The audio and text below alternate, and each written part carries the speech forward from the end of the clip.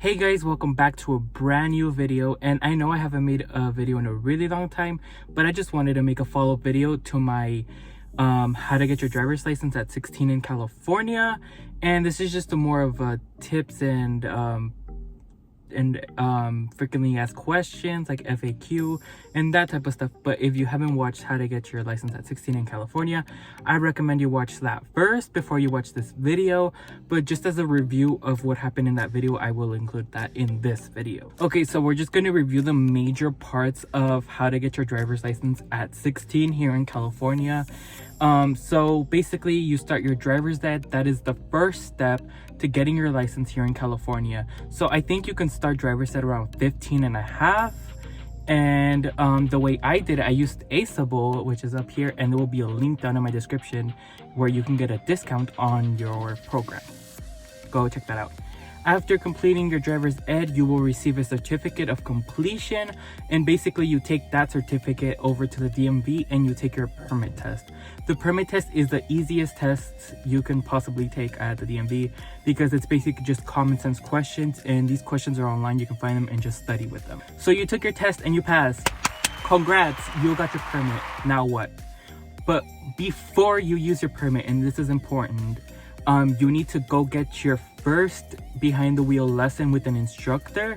And after that, basically your permit is valid after your driver instructor signed it, and you can drive around with your parents. So basically after your permit is valid with that signature, you will need to go get your hours with your parents. So basically just most of the hours have to be during the daytime and some in the nighttime. Just make sure you get that experience. It does say around 50 hours total and 25 in between each drive with your instructor, but it doesn't need to be exactly 50 hours or keep track. You basically you need to learn enough to pass the driver's test. So at this point, you have already taken your second and third drive, and then you take your behind the wheel test, which is that one with the instructor or the person at the DMV, where you basically just drive with them and they test you and they grade you based on how you're driving.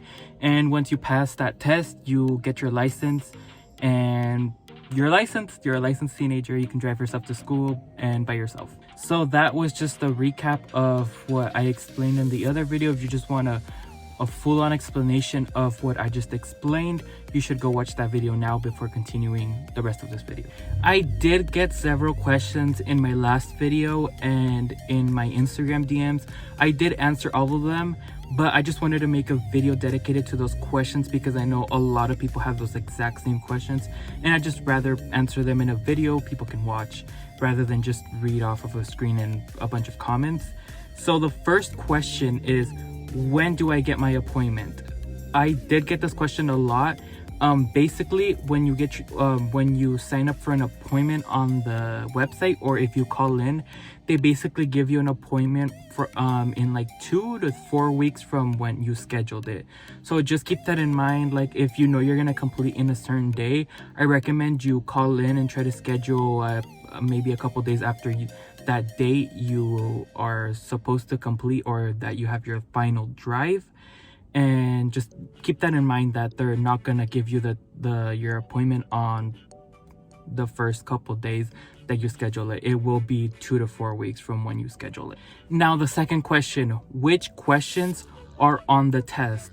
I did get this one a lot, and even in my DMs, there's no way to say which questions will be on the test. You can't go online, you can't search that up, and I doubt people would remember what questions they got, and if they do, well, yay them, they can tell others. But basically I just recommend you study those hundreds of questions, well, not hundreds, but there's a lot of questions in those practice DMV. I'll link some in the description that they're basically just practice tests. I just recommend studying as much as possible. Just keep that in mind that not all questions are going to be on the test, but some of them. Another common question I did get is if I need the first drive with the instructor to drive with my parents. Yes, you do need your first, here in California, you need your first drive with your instructor before your permit is valid. Once you have that drive and your instructor thinks you're ready enough to drive with your parents, they'll sign off your permit, and that means basically it's valid and you can start driving with your parents. Another question I did get was, do I need to wait for my license card to come in the mail, or can I just use the temporary paper license? Yes, you can use your temporary license paper, the paper you get after passing your test. You can use that as your license, like meanwhile you wait for your actual card license to get in the mail. So that is a valid license. Another common question I did get is, after I finish my 6 hours of instructor driving, do I need to wait 6 months to take the test? Yes, you need to hold your permit for at least 6 months before you take the test. So what I recommend doing is just spreading those 3 drives in between those 6 months. So yeah, you have a lot of practice time with your parents, and make sure you get ready for that big day you have your test. And back to the first question, I recommend you schedule your test ahead of time and make sure you have like a completion day, like a day you're projected like that you're gonna complete everything, and you're gonna have your completion paper from your instructor. I basically just take that in account and just basically plan ahead. And those were just a couple of questions I got in my Instagram DMs and in the comments. Like I said, you guys can message me on Instagram. My Instagram will be in the description below, or you can just leave a comment and I'll reply to it in like either from when you post it to a couple of days. Sometimes I don't check the comments or the DMs, but I try as much as possible checking them and responding to everyone in a timely manner. Now, tips like preparing for the test, like the behind the wheel test, like the actual driving test.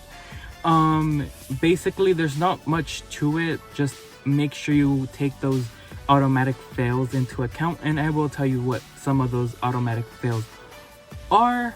But I just wanted to give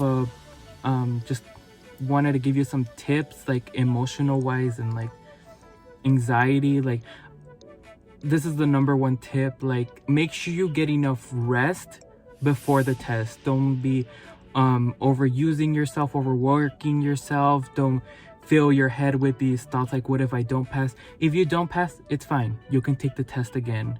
And that's what failing is, learning from your mistakes. And if you learn from your mistakes, like when you take your test and you fail, they'll tell you why you failed and what you did wrong to make you fail.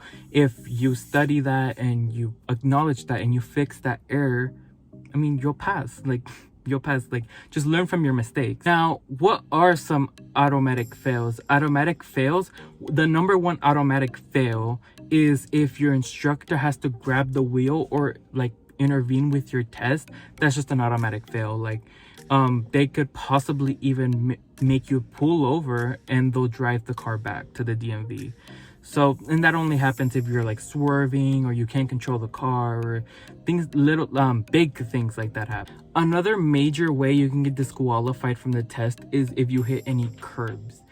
Now, how do you end up hitting curbs? I don't know, when you're turning, sometimes you can hit a curb, or when you're doing they will make you pull over and back up a couple feet.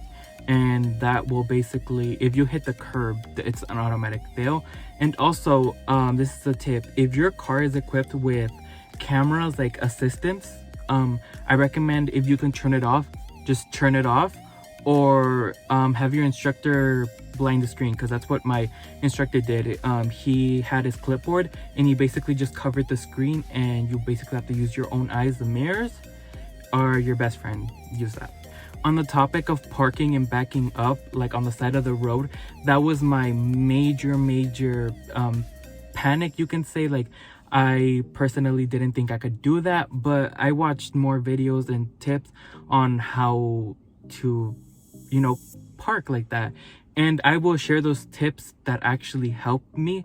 So the number one tip is to use your mirror. The way I do it is I make sure that the side of the car is just a little bit over the curb. If your car is built like this, like, you can tell from the mirror. Like, make sure the sidewalk part isn't too much in the mirror. If there's too much of it, or just make sure just a little bit is in there, because they do measure how far the car is from the curb, and if it's too far or too close, that is a disqualification. Another major fail that people do is running stoplights and stop signs. If you run a stop sign, any stop sign, or you do an incomplete stop, that is an automatic fail.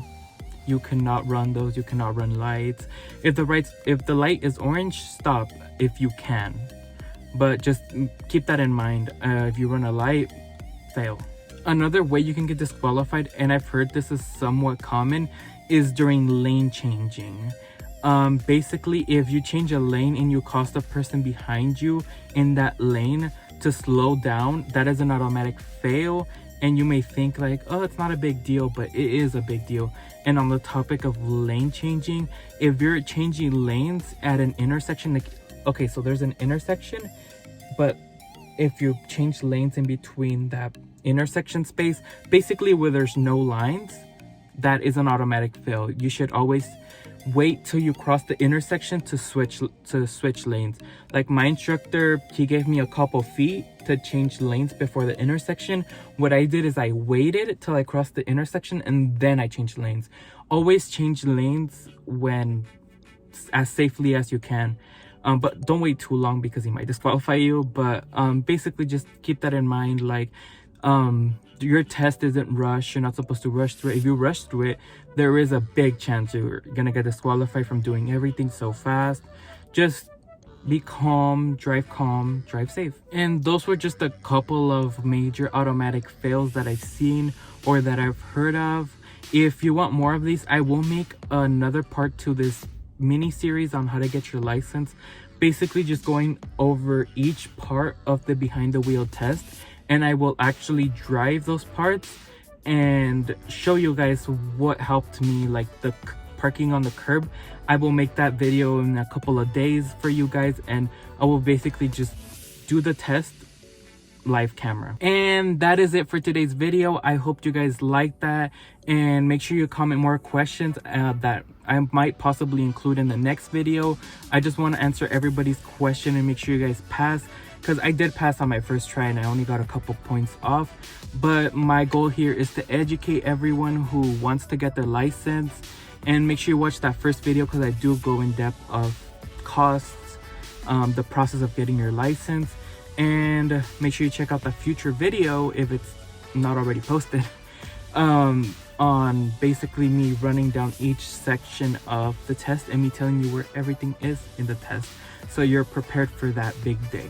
And again, thank you so much for watching this video. Make sure you give it a like, subscribe if you want to see more videos like this, and share with your friends who also want to get their licenses. And I hope you guys pass, and good luck on your test.